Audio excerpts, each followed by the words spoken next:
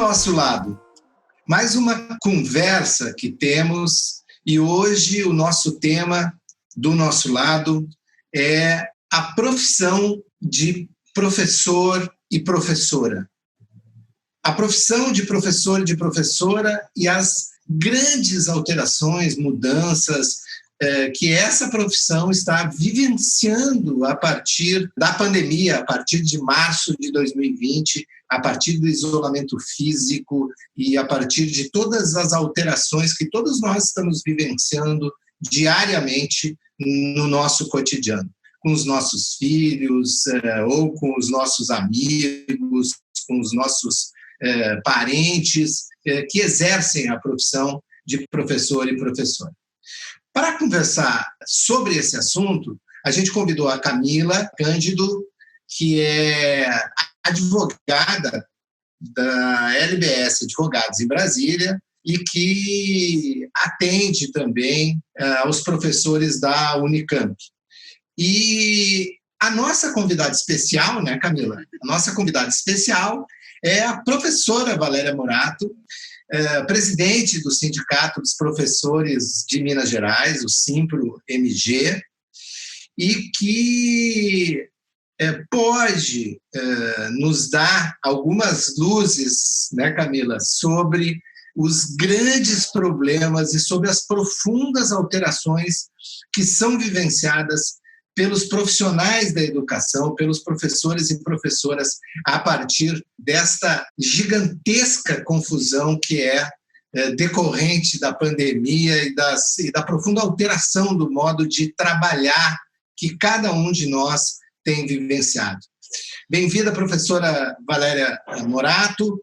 E o que mudou na vida das professoras a partir da metade do mês de março de 2020, quando foi decretada esse isolamento físico no estado de Minas Gerais? Boa tarde. Boa tarde? Boa tarde, boa noite. Os horários são variados para assistir. Então é isso. Boa tarde, boa noite, bom dia para o horário que vocês estiverem ouvindo. Quero agradecer o convite, Vicente, Camila.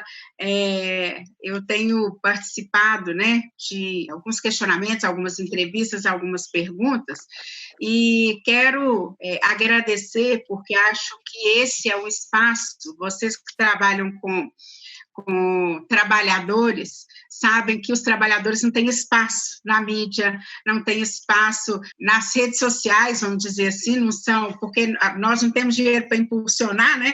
Então, esse espaço que vocês estão nos dando é muito importante. Com relação à sua pergunta, o que aconteceu com os professores do dia 13 de março, vamos dizer assim, para o dia 16 de março, né? Eles deixaram de ser professores e viraram youtubers. Foi isso, né?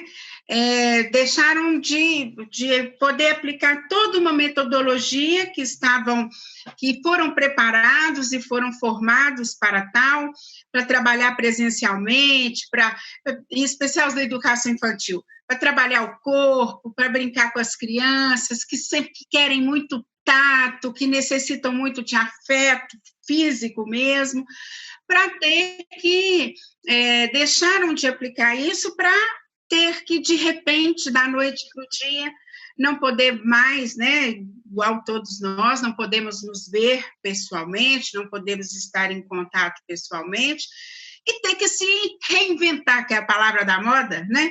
Reinventar nessa nova dinâmica, nessa nova possibilidade que é o trabalho remoto.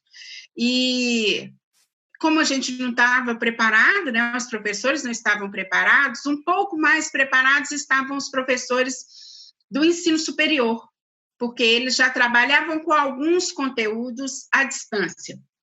E os professores do ensino superior são os que trabalham com os alunos, com os estudantes mais autônomos. Então, que não gasta uma palestra, ou eles são mais, têm um nível de maturidade que conseguem trabalhar pela via remota sem muito mais dificuldade.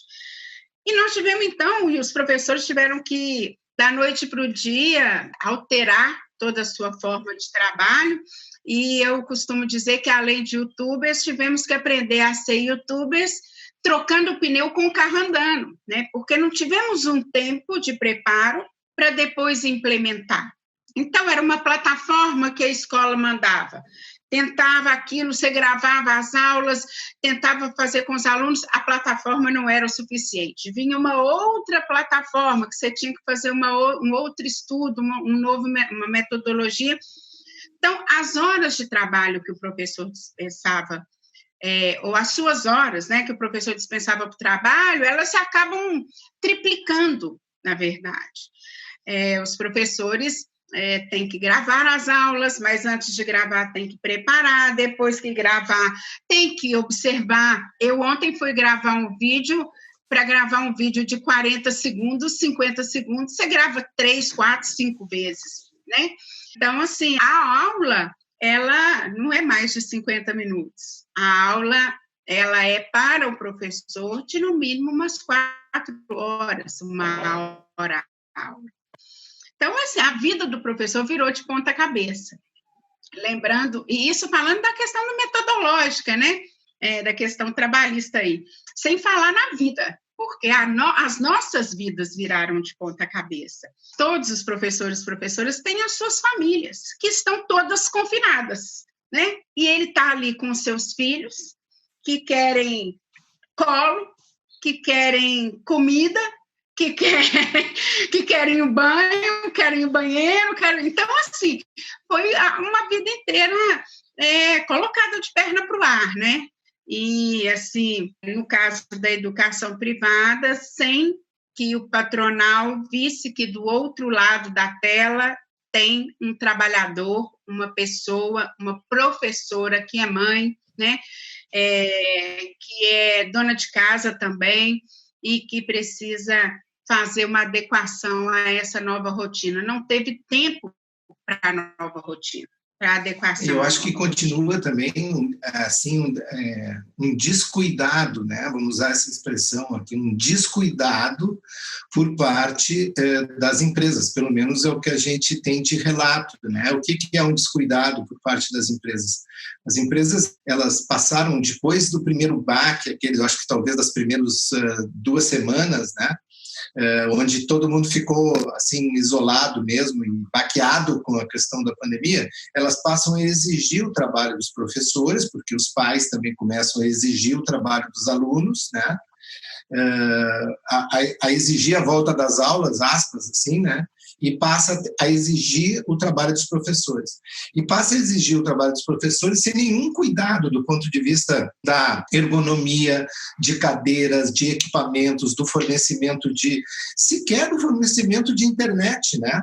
Então, é um conjunto de coisas que, como tu acabaste de falar, Valéria, assim, de trocar o pneu com o carro andando, né? Porque ok, e isso também, assim, a gente até pode entender, mas eu acho que depois isso também tinha que ser retomado por parte das instituições de ensino, né? Que quanto melhor eles aperfeiçoarem ou aparelharem até o trabalho que os professores estão dando dentro dos seus locais de trabalho, né? Dentro das suas casas, né? Quanto melhor eles derem de equipamento, de esclarecimento, de dizer que, olha, eu vou te mandar um microfone para tu botar na lapela, porque vai ser melhor a captação, né? Mas eles poderiam também ter essa utilização. E, efetivamente, o que a gente vê é de que os professores estão abandonados no meio do oceano, né? Totalmente abandonados. Desculpa, Camila, pode falar. Você queria completar?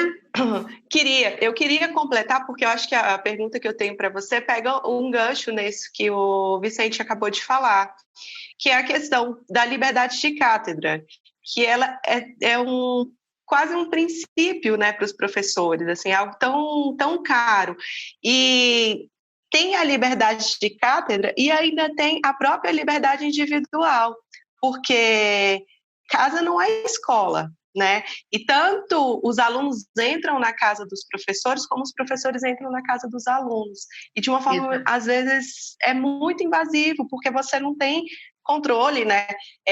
Eu ouvi um relato de uma professora amiga em que ela disse que o pai ficava andando de forma inapropriada durante a casa da aula, que ela estava extremamente constrangida e não sabia o que fazer. Então, eu queria que você comentasse um pouco isso e, de repente, alguns relatos. O que os professores têm trazido para o sindicato com relação a essa questão da liberdade de cátedra e da liberdade individual, da invasão da privacidade? É isso, né? A pandemia, ela chega no mundo inteiro na hora inadequada. Acho que não tem hora para pandemia, né? Mas no Brasil, ela nos pegou no pior momento político que podia ser possível, né? Nós estávamos aí vivendo já uma crise econômica muito grave, os frutos, né, da famigerada reforma trabalhista, que trouxe a informalidade também aqui para o caso dos professores. Muitos passaram a ser PJ, muitos passaram a ser, como é que é chamado? Aquele MEI, né? E aí, nesse momento, ficou muito mais evidente a luta de classe. Quando vocês dizem assim, não há um cuidado com os professores, e aí não há com nenhum trabalhador, mas aqui nós estamos tratando de professores, e eu gosto de destacar o com nenhum trabalhador, porque eu também sou presidenta da CTB, que é a Central dos Trabalhadores e Trabalhadoras do Brasil, aqui em Minas Gerais. Então, como desgraça pouco é bobagem, eu começo a sentir o problema geral, né? Não só dos professores. Mas os professores, quando o Vicente diz dessa falta de cuidado, né, das empresas, das escolas, e aqui nós estamos tratando das escolas privadas, com os professores, é muito curioso isso e muito evidente isso aqui em Minas Gerais. Nós, o Simpro Minas, no dia 13, né, não havia nenhuma manifestação, 13 de março, nenhuma manifestação e nenhuma mobilização com relação à suspensão das aulas. Então, quando nós tivemos a H1N1, nós entramos com um pedido de liminar, um dissídio coletivo de natureza jurídica. Eu vou contar para 2 advogados, que eu costumo dizer para os advogados do Simpro que eu não pago ninguém para perder, então que eles pensem bastante para ganhar as coisas para os professores. Então, eles inovam. Então, entraram com esse dissídio coletivo de natureza jurídica, pedindo que os professores fossem afastados das atividades presenciais dentro da escola. Pedimos para os professores que eram um grupo de risco e uma segunda possibilidade que era para todos. No dia 16, saiu a liminar, possibilitando que, a partir do dia 18, nenhum professor pudesse desenvolver nenhuma atividade no espaço escolar. Essa primeira liminar foi concedida do dia 18 ao dia 31 de março. Olha, nossa expectativa, né? A expectativa da justiça, de que tudo acabaria, né? Que a gente achava, né?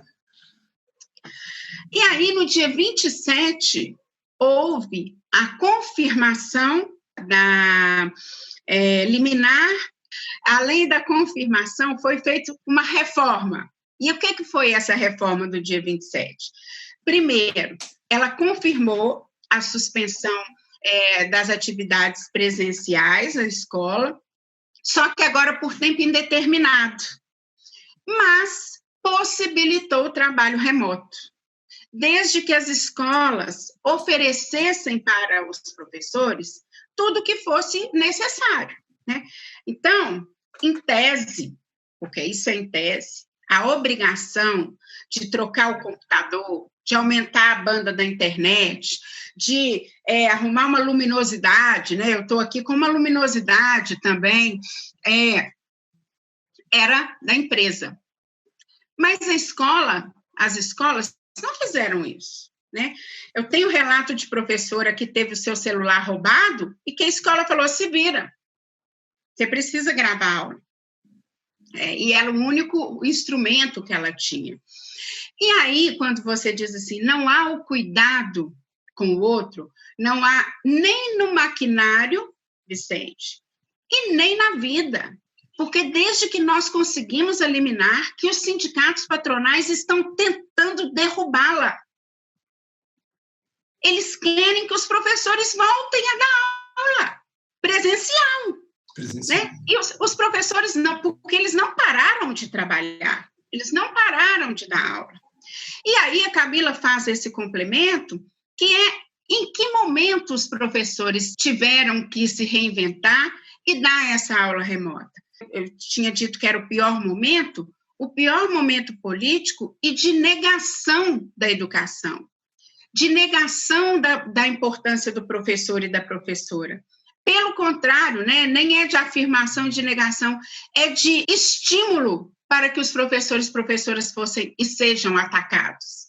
Desde a eleição desse atual governo em 2018, ele foi eleito no dia 27 de outubro, e eu não esqueço disso. No dia 29, nós já tivemos que ir para a Defensoria Pública, para a Justiça, para denunciar ataques de um grupo que se denominava Direita Minas e que estava estimulando os estudantes a filmarem as aulas dos professores e colocarem na internet e denunciarem. Ou seja, de repente, e aí nós entramos, a Justiça, não me lembro agora o órgão, Promotoria, Procuradoria, não sei, do Ministério Público, que soltou uma nota dizendo para as escolas que foi o que nos segurou, falando com a escola, olha, vocês orientem os seus alunos a não filmarem porque é garantida a liberdade de cátedra. Tudo bem, mas e agora? Quem está do outro lado da tela? Né? Não é só o aluno, é a família. Essa semana eu recebi 3 relatos, hoje é terça-feira, né? Recebi 3 relatos e pedidos de socorro de professoras que as mães estão do outro lado, que tem mãe que está do outro lado, intervindo o tempo inteiro na aula dela e tirando dela a autoridade perante os outros alunos que também estão na aula no mesmo momento. Né? Essa é a primeira questão. Outra questão é essa que a Camila disse. Como é que fica a questão da liberdade privada?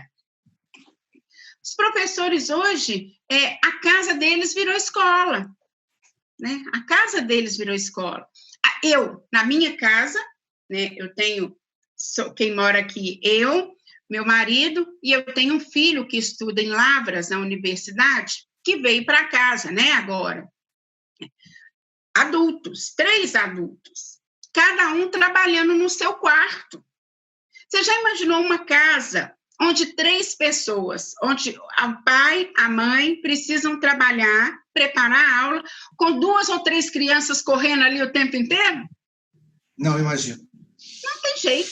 Não imagino, não consigo imaginar. Sabe o que acontece, Vicente? Elas põem as crianças para dormir e gravam de madrugada. Trabalham de madrugada porque é a hora que tem silêncio em casa. Então, vão dormir 3, 4 horas da manhã, às 7 as crianças estão acordando e começa tudo de novo. Então, assim, o nível de estresse, de cansaço físico e emocional dos professores está, assim, num nível assustador, né? Eu agora tenho feito umas lives, né, que eu tenho feito muitas de retirada de dúvidas, mas agora eu estabeleci que às quintas-feiras as lives vai ser de descontração para os professores. Então, na quinta-feira passada, nós trabalhamos sobre a cozinha, sobre a necessidade de cozinhar, o prazer de cozinhar, como é que faz isso. Um papo super agradável com um professor que é chefe de cozinha. Nessa próxima quinta, nós vamos trabalhar com um cantor, compositor do Vale do Jequitinhonha, Rubinho do Vale, que trabalha muito em escola. Na semana que vem, com 2 psicólogas para poder trabalhar o que está acontecendo mesmo. Então, assim, para a gente tirar um pouco essa carga, sabe, extenuante aí, que tem, pela qual os professores e professoras têm passado. E é isso que você diz. Eu digo até assim, Valéria, que na verdade a gente não está falando de home office. Home office é outra coisa, completamente diferente. A gente está falando de trabalho em casa, o que é muito, muito, muito diferente, né? Muito então, diferente. E eu acho que assim que os sindicatos eles também acabam ficando surpreendidos com toda a situação e até assim da gente conseguir constituir qual a nossa pauta. Né? Eu vejo do teu relato, Valéria, assim, e é um relato que eu sei que deve ser muito mais dramático do que tu está falando, porque se tu ficar falando, tu vai te lembrando de tantas e tantas situações que devem relatar para ti. Mas a gente vê o seguinte, primeiro, de que o trabalho de educação básica, do ensino fundamental e do ensino médio, tá? Ele não... Então, isso é uma conclusão de pai, tá? Que eu estou falando aqui para vocês, tá? Ele não pode ser de forma virtual, tá? Ele não pode ser de forma virtual, tá? Esse caráter, o que está acontecendo isso, eu digo isso todos os dias, é emergencial. Isso. É para que não haja a perda do vínculo. Mas se nós estivéssemos na Segunda Guerra Mundial, nós não estaríamos tendo aula. E não estaria... E aí, assim, as escolas não estão funcionando. Por que elas não estão funcionando? Porque nós estamos tendo uma guerra. É isso que é o ponto central. Tá? E não tem essa substituição. Então, esse ensino virtual, ele não é substituição do ensino presencial. E acho que isso é uma conclusão bem importante para a gente ter, e de criar pautas de defesa do direito das professoras e dos professores, né? É interessante isso que você diz, porque aí vem no sentido contrário do que estava sendo pregado, né? Que os professores eram ideológicos, que não tinham valor e tal, e hoje as famílias têm assim, entendido, é com o professor a educação, é na escola a educação. Né? Essa valorização aí do professor, da professora, enquanto o educador e a educadora acadêmica, né, vamos dizer assim, tem acontecido. Existem esses nichos, né, de conservadorismo, como existe em todos os lugares, que interferem aí na vida dos professores. Mas o que vocês destacam na questão do não entendimento, e eu quero reforçar, de quem está do outro lado, né, de que aquele professor que estava lá dentro da escola no dia a dia é o mesmo, a mesma pessoa que agora está aqui, que ela não se tornou uma máquina, né? Isso não existe, né? As relações de trabalho e a luta entre capital e trabalho ficou muito mais evidente, muito mais evidente. Hoje, e aí, como você diz, né, Vicente, vocês têm que ir me cortando, porque eu tenho inúmeros casos para contar. Eu tenho feito, em média, de 4 a 5 reuniões por dia com grupos de professores, porque as escolas também querem aplicar a Lei 14.020, né, que era a medida provisória. 936. Então, eu só dou o aceite do sindicato depois que eu converso com os professores. Então, eles mandam o modelo do contrato, a escola manda o modelo do contrato e tem que mandar o contato dos professores, que aí eu vou conversar com eles. Hoje foi assim, já não é a primeira, mas hoje foi interessante, que eu tinha uma reunião com o patronal às 10h30 e tinha uma reunião com um grupo de professores às 10h. Eu mandei uma mensagem para o outro diretor que está acompanhando o patronal e falei com ele, tenta passar para as 11h, porque eu estou aqui numa reunião com os professores, era um grupo de 18. A reunião começou 10h10. Era 10h25, a reunião acabou. Eu expliquei o que era a lei, quais eram as implicações, o que cabia aos professores, o que não, parará. Pronto, pessoal, agora estou pronto a ouvir vocês. Nenhuma palavra. E aí, apareceu assim, não, está tudo certo, foi feito em consenso, foi feito de comum acordo, as partes acertaram, nós entendemos, a escola aplicou direitinho, aí vinha outra. É isso mesmo. Aí todo mundo naquela necessidade de falar, é isso mesmo, tá tudo certo, né?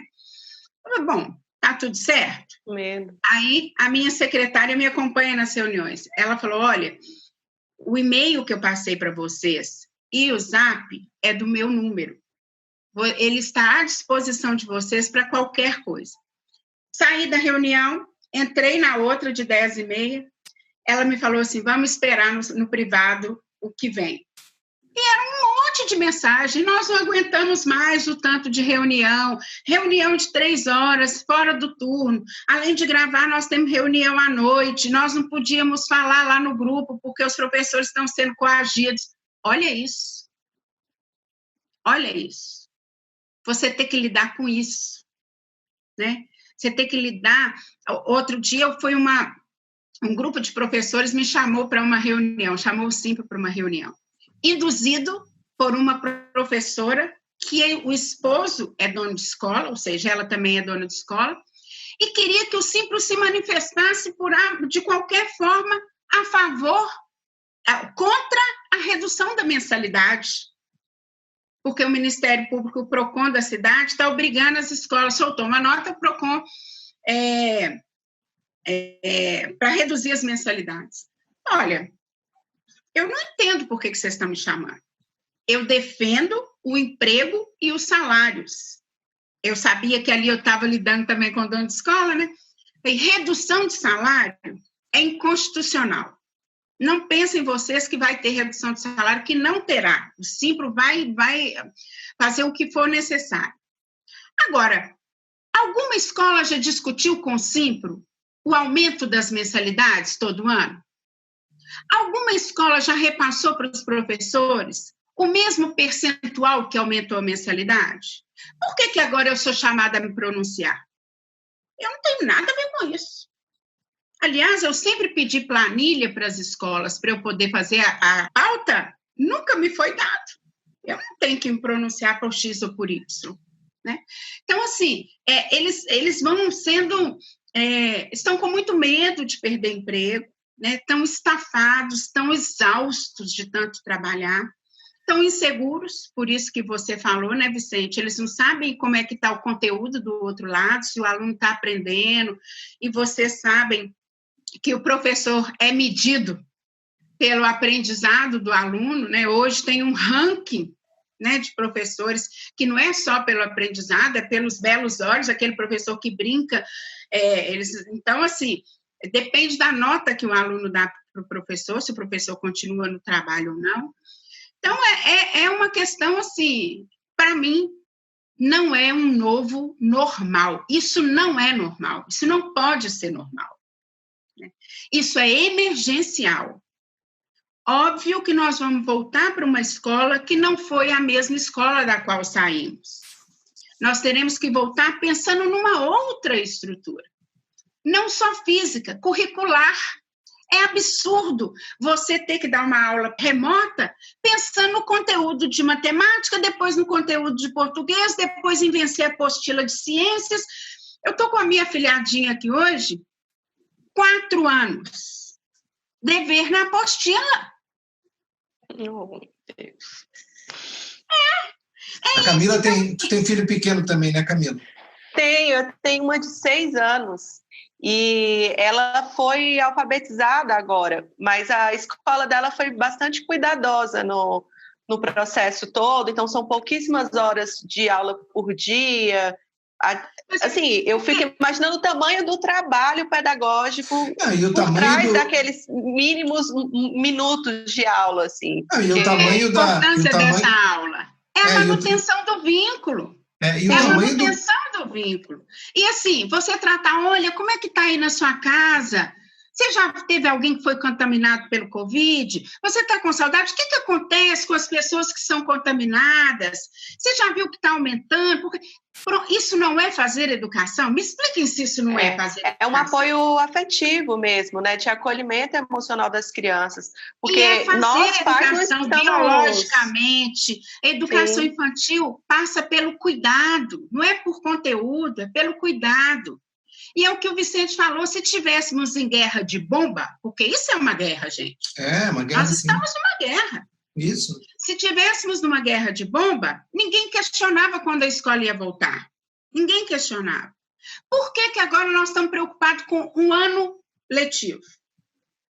Nós precisamos cuidar da vida e tratar. E eu acho o seguinte, nós temos parâmetros curriculares nacional que são parâmetros, não precisa ser vencido agora. Eu posso trazer um currículo de lá, um de cá, e trabalhando o todo. Mas o mercado impõe que é a apostila X, o conteúdo Y, no prazo tal. Aí não tem humano que aguente, aí é máquina mesmo, né? A escola também ela vai precisar, no retorno, lidar com esses saberes absorvidos durante a pandemia, né? Tem crianças com a família destroçada por conta do vírus. São realidades doloridas. Em todos os aspectos, né, Camila? No aspecto financeiro, as pessoas imagina. Financeiros, emocional, porque perderam muitos entes. Nós temos hoje 80 mil mortos, né? Fora os contaminados. Então, assim, o período do contágio, a minha afilhadinha de novo disse, madrinha, papai hoje está com febre. Se ele tiver com corona, eu tenho que ficar 15 dias sem ver ele. Nem tem notícia de que é isso, a febre já está afligindo ela essa distância. Então, é isso que você está dizendo, é uma nova realidade, é um novo grupo de aluno, é uma nova escola, não adianta falar que vai pôr álcool em gel, não adianta falar, não é isso, isso é importante, mas não é isso, né? Esse período que a gente está distante, valia, porque a criança escuta muito o professor, né? Valia o professor chegar e falar assim, já lavou a mão? Vamos todo mundo lavar a mão. Daí a pouco, já lavou a mão? Vamos todo... Para criar um hábito mesmo, isso era o suficiente, não precisava de álcool em gel na escola, né? O que nós precisamos é tratar da pessoa. Nós não podemos esquecer que ali tem um ser humano, né? E esse mundo capitalista, nesse momento em que nós estamos, vocês vão me desculpar, mas essa é a minha opinião, nesse momento em que nós não temos ministro da Saúde, temos um ministro da Educação que é o quarto, que entrou e que se contaminou porque teve contato com o presidente da República. Ninguém fala disso, né? E o cara está na rua distribuindo vírus aí para todo mundo, levantando uma caixa de cloroquina, sendo que nem médico. Qual é a perspectiva que nós temos? Qual é a perspectiva? O que eu posso falar para esses professores, senão que eu vou lutar até o final para que eles não voltem a trabalhar presencialmente, porque eu preciso cuidar da vida deles, que o patronal não cuida? É difícil. Tem uma tirinha que saiu essa semana de uma escola em chamas. E aí tem uma conversa, então que bom que a gente retirou as crianças em tempo, né? E aí o outro fala, não, mas esse incêndio está demorando muito, as crianças vão ter que voltar para a escola. Ele fala, mas está pegando fogo. Mas está pegando fogo, é exatamente isso que está acontecendo, está pegando fogo. Acho que o Vicente caiu. Isso, é o lucro, né? A questão do lucro, é a questão que sobrepõe a vida. Isso é o capitalismo mesmo, selvagem, que quer o sangue, infelizmente. E aí os professores e professoras estão nessa roda. E uma outra coisa que evidenciou bastante, né, é a diferença entre as pessoas, entre as classes, né, no Brasil. Você vê que os alunos das escolas públicas não têm tido acesso à educação. E não tem tido porque não tem um material, um maquinário disponível, não tem sinal de internet, né? São aquelas famílias que, infelizmente, as mães que são donas de casa estão tendo que sair da sua casa para ir trabalhar e se contaminar na casa do outro, que é o dono da escola, né? Então, assim, é um cenário difícil, né? Mas que evidencia o que precisa ser mudado.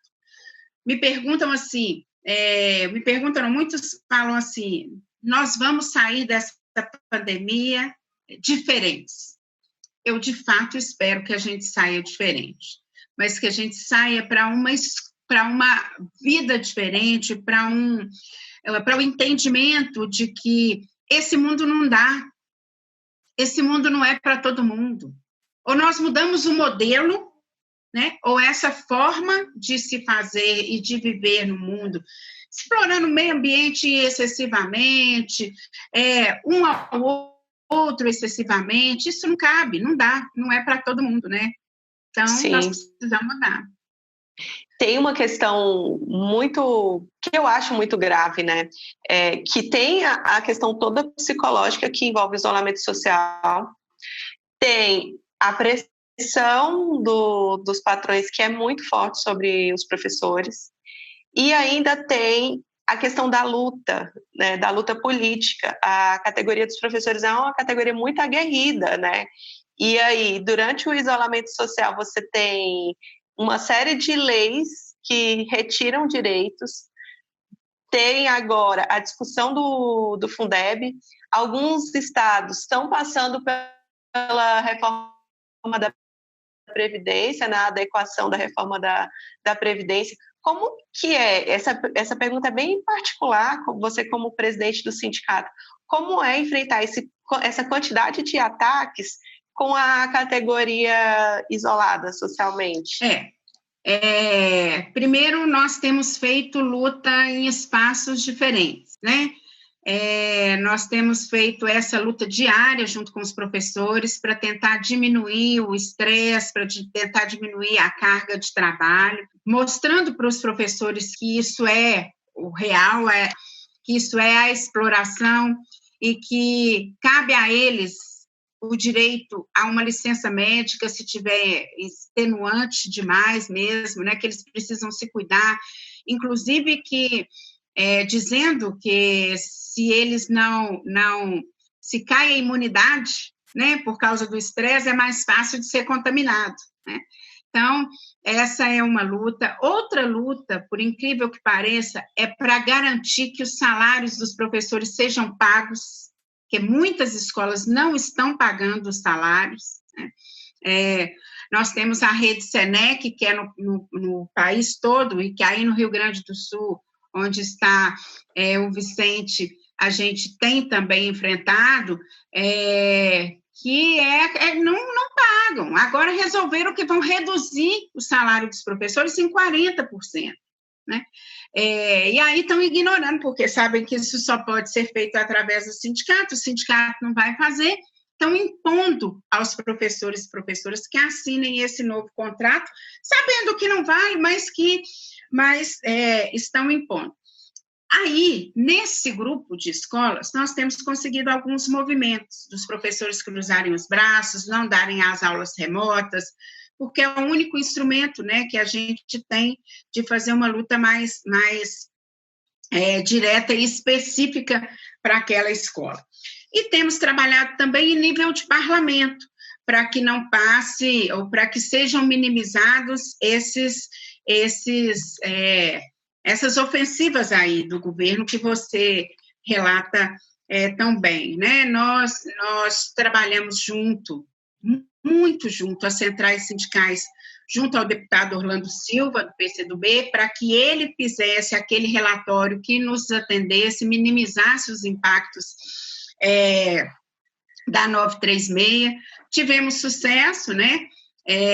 Que foi agora vetado pelo governo Bolsonaro, né, pelo presidente Bolsonaro. Então, agora a nossa luta é na derrubada dos vetos, né? Então, assim, não tem um dia de trégua.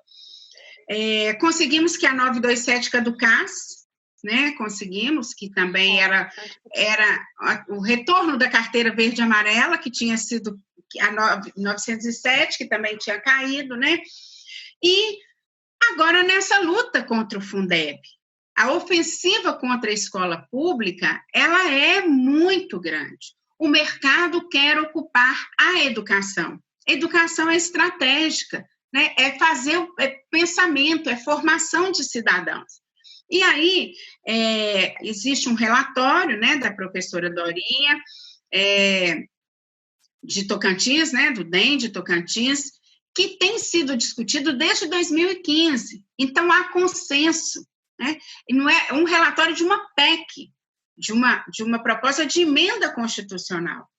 E aí, que seria votada a partir de ontem, o governo vem, por imposição do mercado, fazer alterações,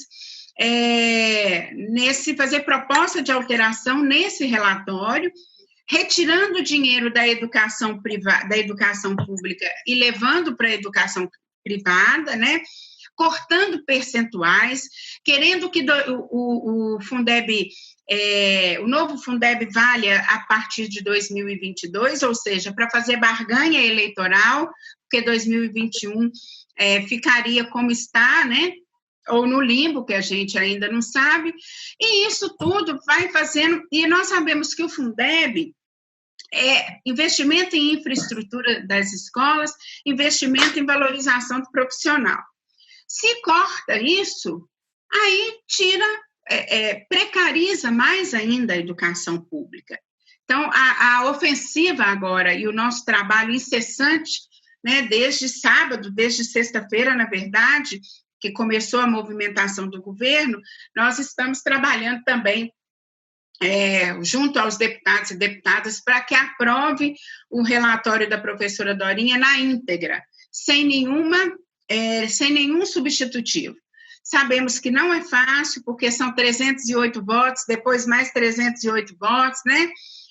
Depois 2 vezes no Senado, porque é uma PEC, mas são trabalhos que nós precisamos fazer, porque a luta não se dá só no dia a dia, né? Ela se dá no dia a dia, ela se dá nos tribunais, ela se dá no parlamento, e é muito importante que a gente ocupe cada espaço. Muito bem. O Vicente voltou. Voltei. Voltou para dar tchau. Eu voltei para dar tchau. Eu caí, voltei só pelo celular aqui, porque a internet da casa caiu completamente. Mas deixa eu voltei mesmo para dar tchau. É assim mesmo, ao vivo, né, Valéria? A gente vai fazendo aqui, vai arrumando também, e é para ser assim mesmo. É essa dificuldade que as professoras podem ter também no seu cotidiano, né, Valéria? Menino, mas você não sabe que uma pergunta que veio para mim foi isso: olha, as professoras estão prontas para dar aula e a plataforma cai. Como é que fica? Depois elas têm que pagar isso sem hora extra? Óbvio que não.